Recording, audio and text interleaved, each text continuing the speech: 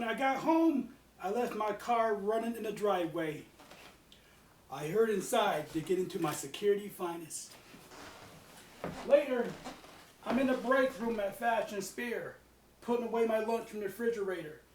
Just as I closed the door, Alex Midas, the shoe department manager, startled me. This guy could be Bernie Sanders' twin brother. He just stood there frowning. Steve, it's been one hell of a morning. I'm not surprised Mr. Coldstone called you into work. You should have known better than to answer that blasted phone. Alex, what's going on with Rainey and Carla? Mr. Coldstone gets paid the big bucks to share breaking news. After all, this won't come as a shock. Several people in this city have been stabbed to death this year for trying to stop shoplifters.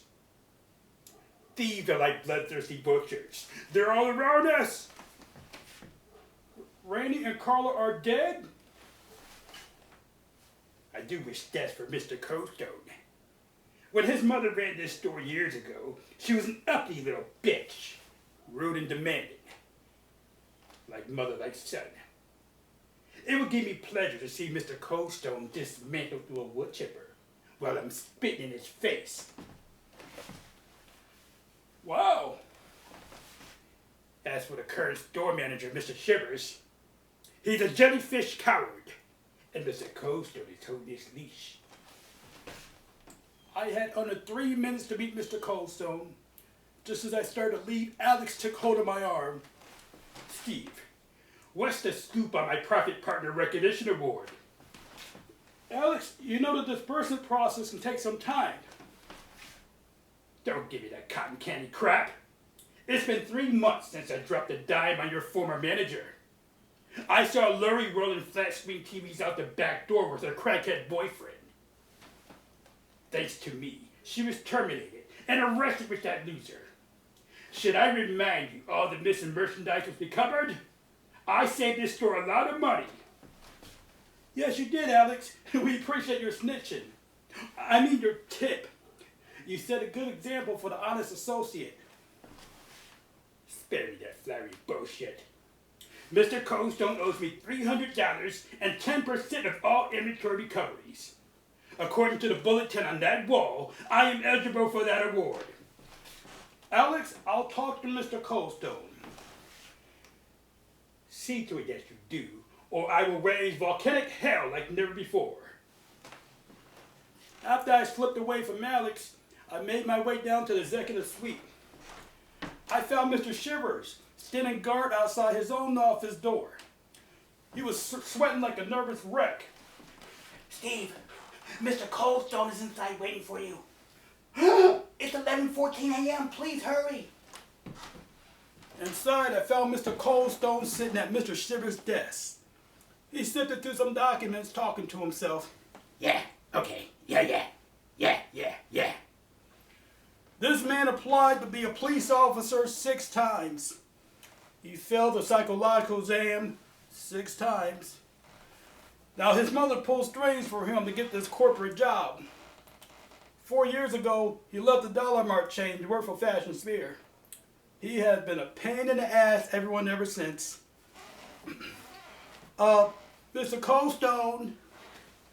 Smelly, have a seat.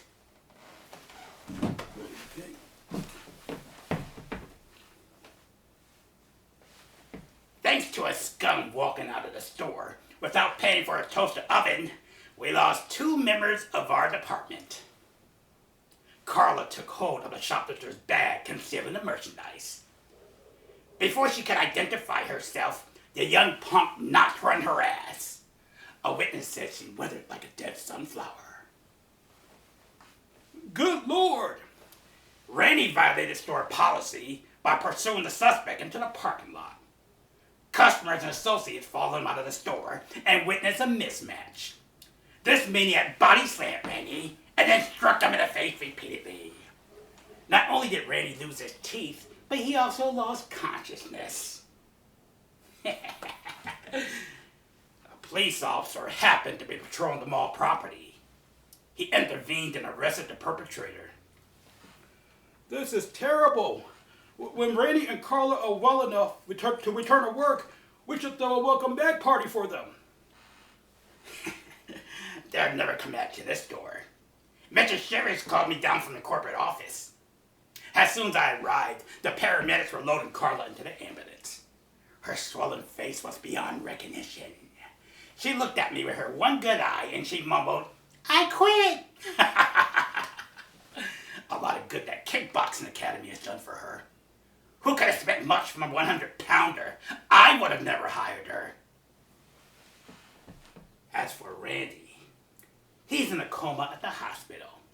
Smelly, I don't mind my associates bending the rules a bit, but you damn well better win. How the hell can we doctor up our reports if we look foolish in public?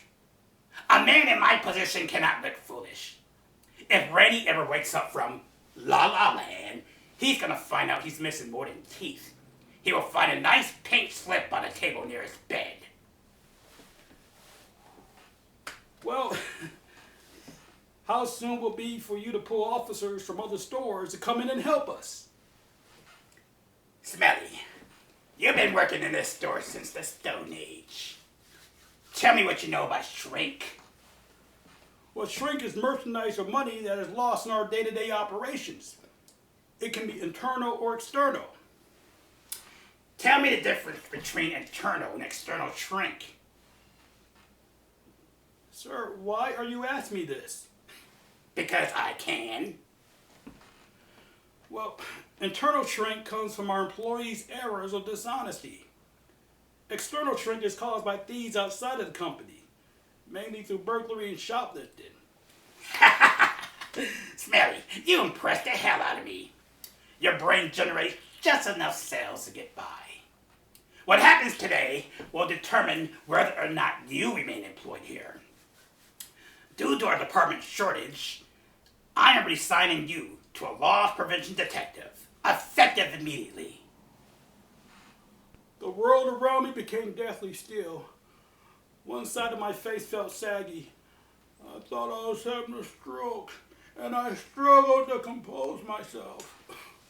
Mr. Coldstone, I am flattered, but I have been serving this store as a guard for 20 years. I enjoy it. Thank you for your generous offer, but I have to decline it.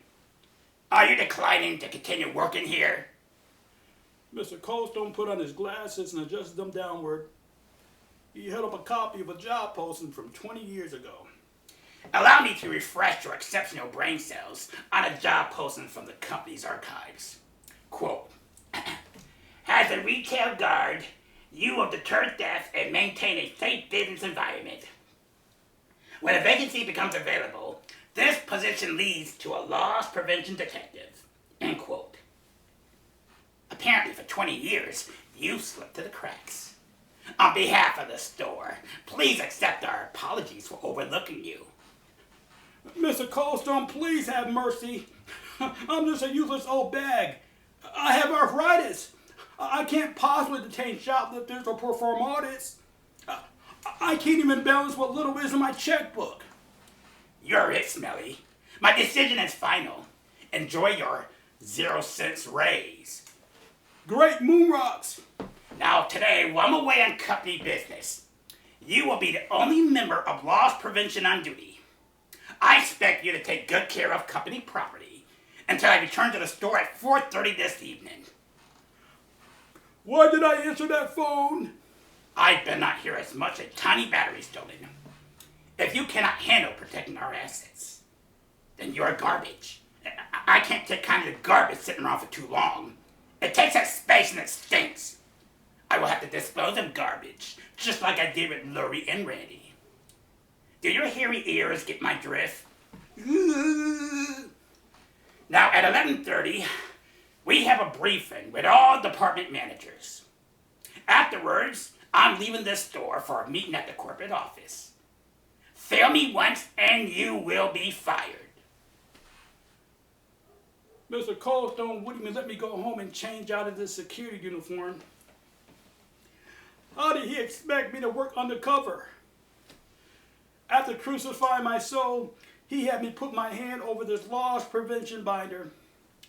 He had me take an oath to uphold the policies of Fashion Spear as a store detective, so help me God. After I was deputized, he sent me off to the sales floor to get the managers. I only had 5 minutes to gather the herd.